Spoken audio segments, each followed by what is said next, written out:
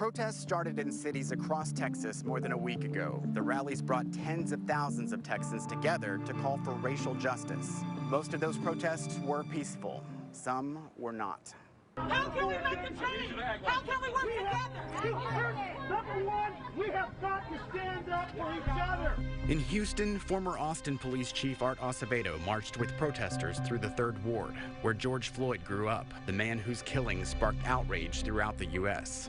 Meanwhile, in Dallas, the city declared a state of disaster and enacted a curfew. Other Texas cities followed suit, including San Antonio, Denton, and Fort Worth. Similar to Austin, local police across the state unleashed tear gas and flashbangs to disperse crowds. While most of the unrest was centered in metropolitan areas, other communities faced their share as well.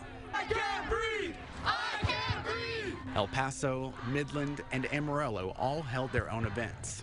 No matter where the protest occurred, participants called for the same thing.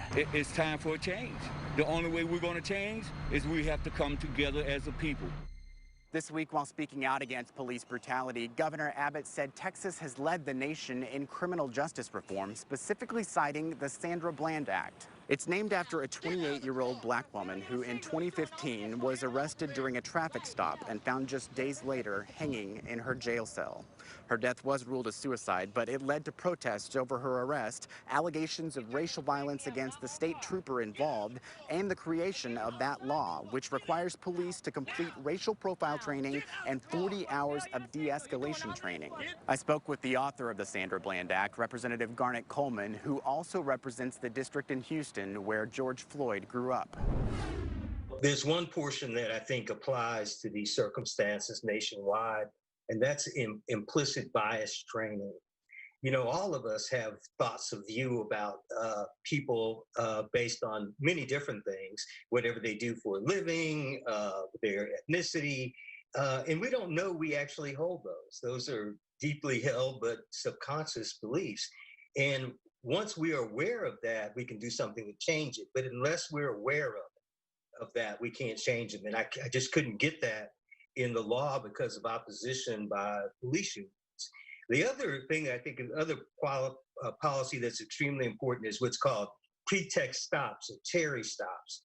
And that's where officers use reasonable suspicion to pull someone over. And as we know, any interaction between a citizen of color and the police is likely or could end up in a violent circumstance. So the more stops, the more opportunity for those types of violent circumstances. Have you gotten any indication from your colleagues or from those police unions that you talked about that there might be more support for some of those measures this time around? I think all indicates that there will be or should be. You know, in the House, we formed a criminal justice caucus. That's a bipartisan criminal justice caucus. And we have a Republican chair, co-chair, and a Democratic co-chair. And that says a lot. Also, this time around, Governor Abbott made some very positive, or let's just say revealing comments about what happened in Minneapolis and in Minnesota that we didn't hear before. And I think that's a positive thing. The only person who doesn't seem to get it is Donald Trump. George Floyd, whose death sparked so much of what we're seeing around the nation right now, grew up in the district where you live and represent. Is there a message that you want to share with his family or your constituents who feel that personal tie? We all mourn for the family and consider them our friends and neighbors and family. What I say to them is, don't lose heart that you have people who are going to work on behalf of preventing these circumstances in the future. And what I say to my constituents and what I say to my son and daughter, you know, we're working to make sure that this doesn't happen to you or your friends or others. And I'm always hopeful. You have to be hopeful. But that doesn't change the fact that this was a tragic, unnecessary circumstance for a 46-year-old man to lose his life based on being pulled over by the police. Coleman said it's important for lawmakers to begin holding hearings so they can build on the Sandra Bland Act and craft legislation ahead of the next session. The protests this week have put the spotlight on divisions that seem so deep. But up next, we'll look at how it also brought people together with the goal of positive change.